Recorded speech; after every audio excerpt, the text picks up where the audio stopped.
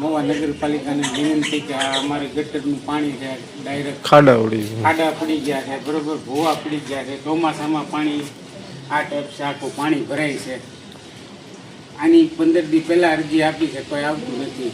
પીવાના પાણીની અંદર લાઈન ગટરની ગળી ગઈ છે. છેલ્લા 20 વર્ષથી જ્યારથી આ ટાંકી બાંધી છે અંદરથી બધું ખુલ્લું છે, બધું ઓપન છે. અંદર બાંધવાની છે ટાંકી 20 વર્ષથી કોઈ ધ્યાન જ નથી હતું.